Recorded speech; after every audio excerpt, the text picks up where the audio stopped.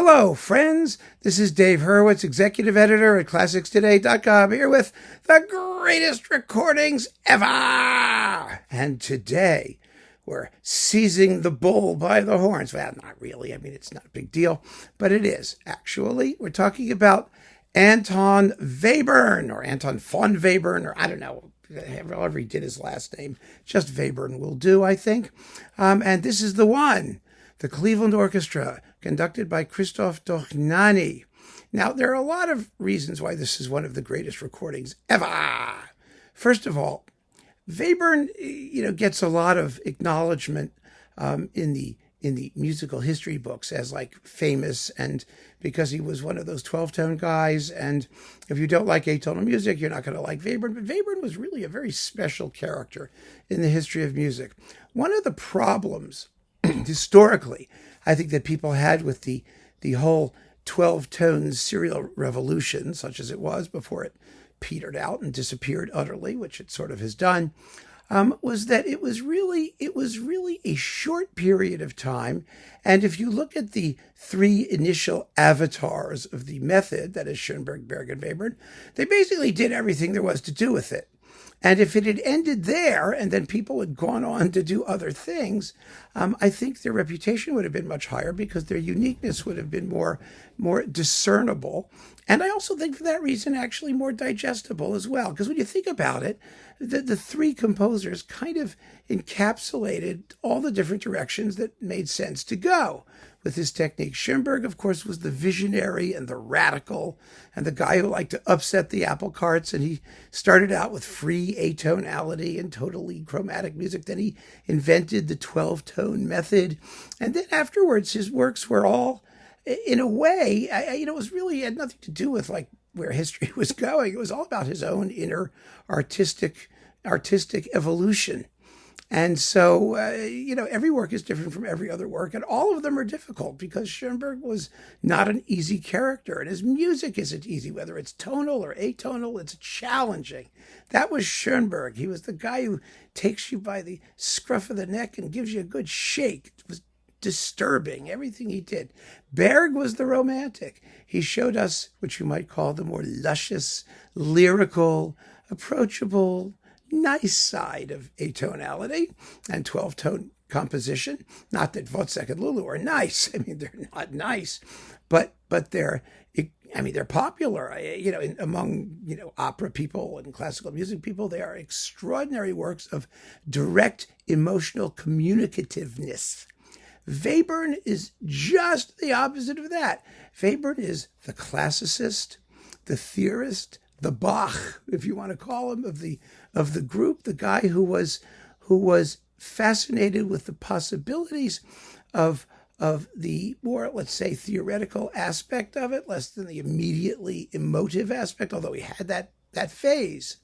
But the thing about Webern that makes Webern so extraordinary is he's one of the few composers in history who knew when to quit. I mean, his music is all aphoristic. It's very short. He says what he says with the minimum means possible. He wanted every single note to matter, and then it's over in a few seconds sometimes, or a few minutes.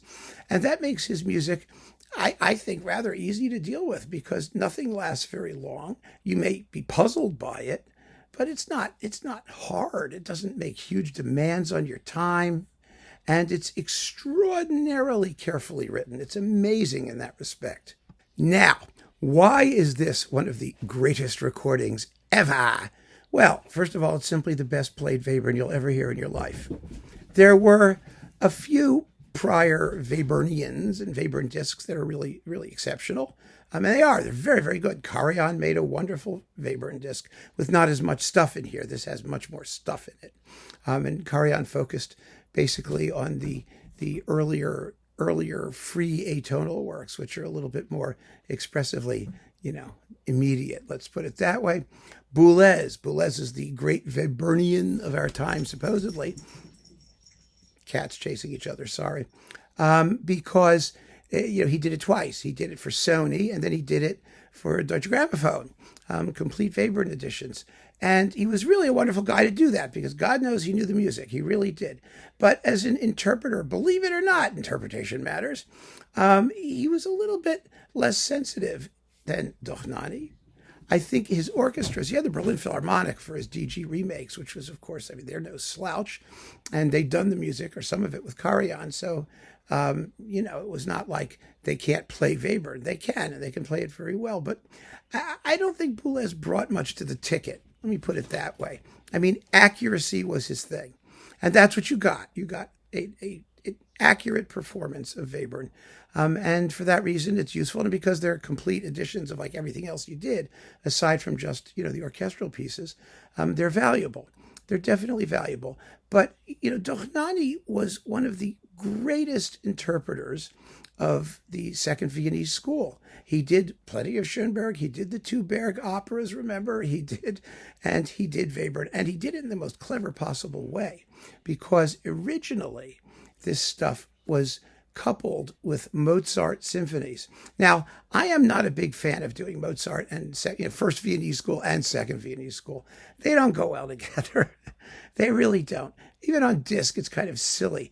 But his Mozart was fabulous. First of all, it's really wonderful Mozart performances and wonderful Webern performances. But you had to buy a 3 CD set of Mozart. I have it sitting right over there. And in order to get the Webern pieces. And they were never going to get any attention that way.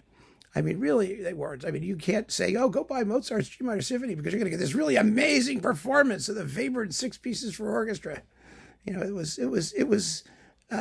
I guess from a programming point of view, from the point of view of what people like to listen to and when, probably not very sensible. But from a commercial point of view, it was sensible because he got to do Webern and piggyback on Mozart.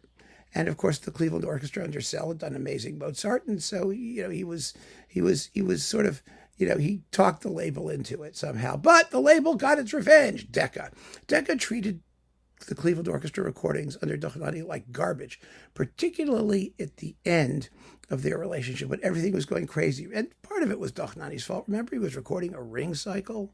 I mean, a ring cycle. It was wonderful conducting. I loved hearing Cleveland play the music.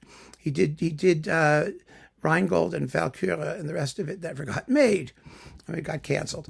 Of course it got canceled. Everything was getting canceled back in those days.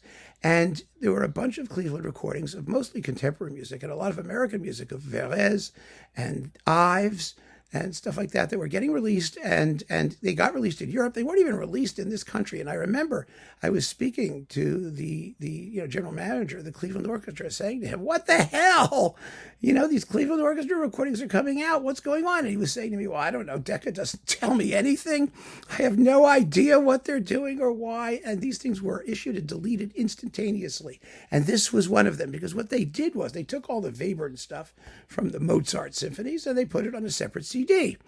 So you get the Passacaglia, Opus 1, the 6 pieces for orchestra, the symphony, the 5 pieces for orchestra, the variations, Opus 30, the arrangement of the Bach Richard Carre from the musical offering, and Im Sommerwind, that early tone poem thing.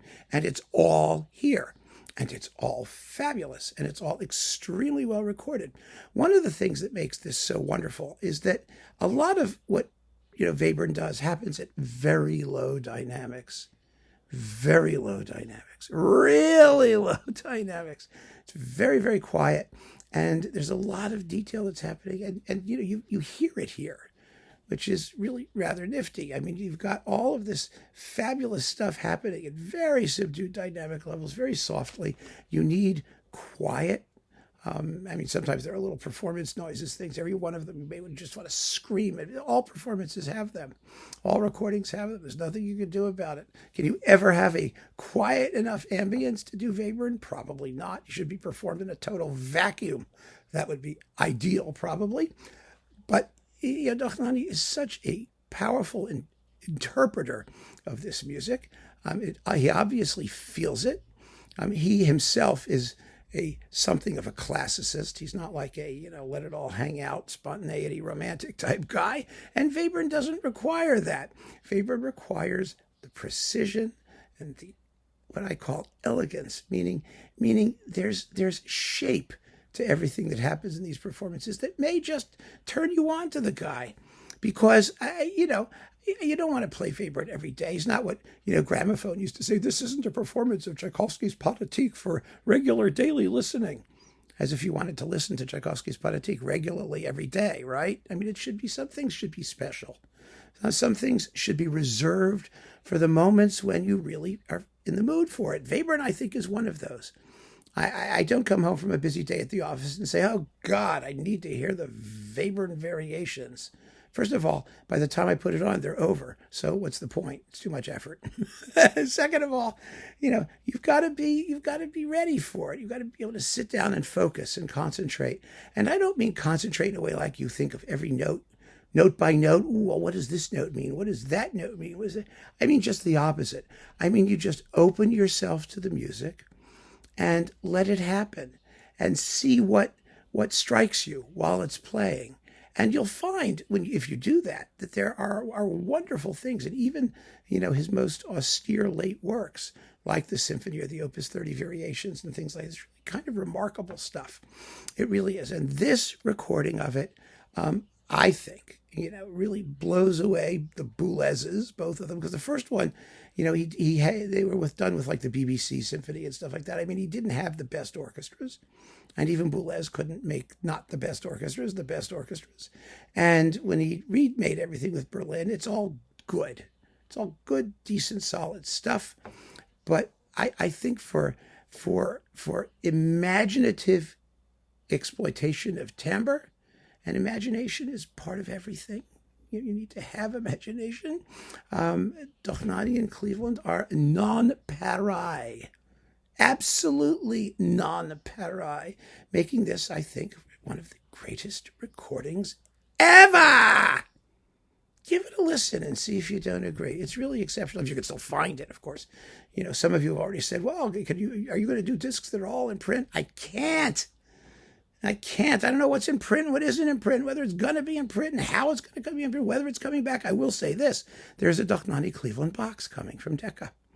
So it's going to be back in that. And that box is going to be worth getting. I can tell you right away because I know everything that's in it except for his Mahler, which sucks beyond belief. But everything else is just pretty terrific. So anyway, there you have it. The greatest ever Webern disc and one of the greatest recordings of anything ever. Go for it. And keep on listening, friends. Thanks for joining me. Take care.